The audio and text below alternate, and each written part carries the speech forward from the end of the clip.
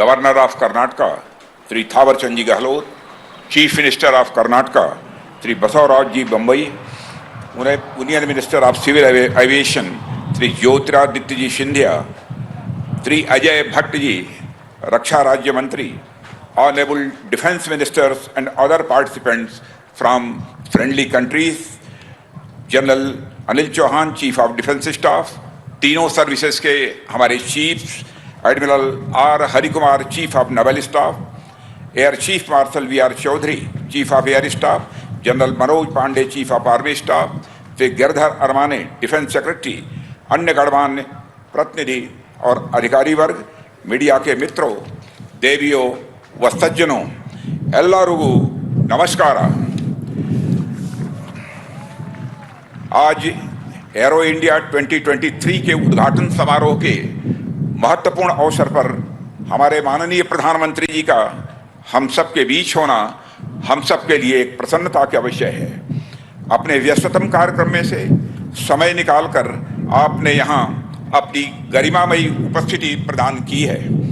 कर्नाटक की इस ऐतिहासिक और महान धरती पर आपका स्वागत और अभिनंदन करते हुए मुझे बेहद खुशी हो रही है। प्रधानमंत्री जी, आपके नेतृत्व और मार्गदर्शन में हमारा देश हर क्षेत्र में सफलता की नई ऊंचाइयां छू रहा है। विश्व के राजनीतिक और आर्थिक मानचित्र पर हमारा देश आपके नेतृत्व में पिछले कुछ वर्षों में बड़े मजबूती के साथ उभर कर सामने आया है। एरो इंडिया एरोस्पेस सेक्टर का शोकेस है, जिसकी दो इम्पॉर्टेंट कैरेक्टरिस्टिक्स हैं, हाइट एंड स्पीड। यही दोनों गुण ऑनरेबल प्राइम मिनिस्टर की वर्किंग एवं पर्सनालिटी को डिफाइन भी करते हैं। Height of integrity and commitment for India, speed of decision making and delivering results. विश्व के आकाश में भारत एक ऐसे सितारे के रूप में उभरा है जो न केवल स्वयं जगमगा रहा है बल्कि औरों को भी अपनी आभा से आलोकित कर रहा है। इन सब के पीछे अगर कोई प्रेरक शक्ति है तो वह है आपके आह्वान की शक्ति, आपके संकल्प की शक्ति और आपके लोक कल्याण के प्रति समर्पण की शक्ति। देवियों व सज्जनों, आज हमारा रक्षा क्षेत्र अपनी पूरी तन्मयता के साथ राष्ट्र के सशक्तिकरण के पथ पर अग्रसर है। हमारे रक्षा क्षेत्र ने पिछले कुछ वर्षों में एक लंबी यात्रा तय की है। इस यात्रा में रक्षा क्षेत्र ने सफलता के अनेक पड़ाव पार किए हैं, जो आगे चलकर रक्षा क्षेत्र की मजबूती के स्तंभ बने हैं। एरो इंडिया भी उन्हीं स्तंभों में से एक है, जिसने कदम दर कदम भारतीय रक्षा क्षेत्र को मजबूती प्रदान की है और इसे दुनिया में एक नई पहचान भी दी है। साथियों, कर्नाटक की भूमि धर्म, दर्शन, अध्यात्म, शौर्य, पराक्रम और विज्ञान की यह भूमि रही है। यह प्रदेश इंडस्ट्रियलाइजेशन में पायनियर रहा है और हमारे देश की इकोनॉमिक ग्रोथ में योगदान देने वाले सबसे प्रमुख राज्यों में से एक है। ऐसे में एरो इंडिया के आयोजन के लिए यह बेहद उपयुक्त स्थान है। पिछले एक सप्ताह में 3 अलग अलग कार्यक्रमों में मुझे प्रधानमंत्री जी का स्वागत करने का अवसर मिला है। पहला तुमकुरु, दूसरा लखनऊ और तीसरा आयोजन आज बेंगलुरु में संपन्न हो रहा है।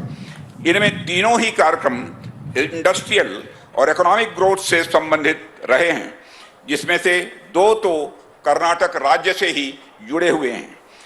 इससे हमें क्या देखने को मिलता है? इससे यह देखने को मिलता है कि देश के इंडस्ट्रियल और इकोनॉमिक ग्रोथ के प्रति प्रधानमंत्री जी का कमिटमेंट कितना स्ट्रांग है। साथियों, एरो इंडिया का यह आयोजन देश के, विशेषकर कर्नाटक राज्य के इंडस्ट्रियल और इकोनॉमिक ग्रोथ के प्रति आपके कमिटमेंट का एक एक्सप्रेशन है। प्रधानमंत्री जी, कर्नाटक की भूमि चंदन की भूमि है। जिस तरह यहाँ के चंदन की सुगंध देश दुनिया में दूर दूर तक फैलती है, उसी तरह यहाँ आयोजित होने जा रहे एरो इंडिया के माध्यम से भारत की रक्षा क्षमताओं की प्रसिद्धि दूर दूर तक फैलेगी, ऐसा मेरा विश्वास है। इस आयोजन को इतने ग्रैंड स्केल पर आयोजित करने में श्री बसवराज जी बोम्मई, चीफ मिनिस्टर कर्नाटका का योगदान अत्यंत प्रशंसनीय है। साथियों, भारत अपने बिजनेस फ्रेंडली इन्वायरमेंट और कास्ट कॉम्पिटिटिवनेस के कारण एक बेहतरीन मैन्युफैक्चरिंग डेस्टिनेशन बना हुआ है और ईज ऑफ डूइंग बिजनेस की रैंकिंग में भी यह आगे बढ़ा है। हमारे माननीय प्रधानमंत्री जी की व्यापक दृष्टि और संकल्प के साथ भारत दुनिया की 5वीं सबसे बड़ी अर्थव्यवस्था बन गया है और अगले 4-5 वर्षों में यह दुनिया की तीसरी सबसे बड़ी अर्थव्यवस्था बनने की राह पर तेजी से आगे बढ़ रहा है। इस वर्ष भारत की G20 की प्रेसिडेंसी भी ग्लोबल फोरम पर भारत के बढ़ते कद को दर्शाती है। देवियों व सज्जनों, इस आयोजन में अनेक देशों के defence ministers, service chiefs, CEOs, officials और डेलीगेट्स भाग ले रहे हैं। मैं आप सभी का रक्षा मंत्रालय, भारत सरकार की ओर से हार्दिक स्वागत और अभिनंदन करता हूं। मुझे इस अगस्त गैदरिंग को यह बताते हुए बेहद खुशी हो रही है कि इस एग्जीबिशन में देश विदेश से 700 से अधिक एग्जीबिटर्स अपनी बेस्ट टेक्नोलॉजी और प्रोडक्ट्स का प्रदर्शन कर रहे हैं। इस तरह की विशाल भागीदारी भारत के उभरते बिजनेस पोटेंशियल में डोमेस्टिक एवं ग्लोबल बिजनेस कम्युनिटी के एक नए कॉन्फिडेंस का भी प्रमाण है। मैं आप सभी से डिफेंस मैन्युफैक्चरिंग हब बनने की ओर भारत की यात्रा में सहयात्री बनने का भी आह्वान करता हूं। अंत में एक बार फिर एरो इंडिया 2023 के इस महाकुंभ में हमें अपना मार्गदर्शन देने के लिए, यहाँ उपस्थित होने के लिए प्रधानमंत्री जी का हृदय से आभार व्यक्त करता हूं। अतिथियों को हमारे यहाँ भगवान का दर्जा दिया गया है।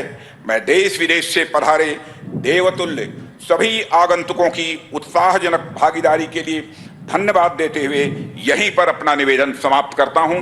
आप सबको बहुत बहुत धन्यवाद।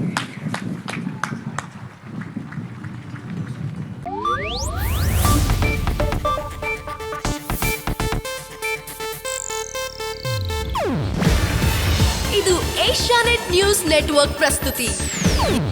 ನೀವು ನೋಡ್ತಿದ್ದೀರಾ ಏಷ್ಯಾನೆಟ್ ಸುವರ್ಣ ನ್ಯೂಸ್.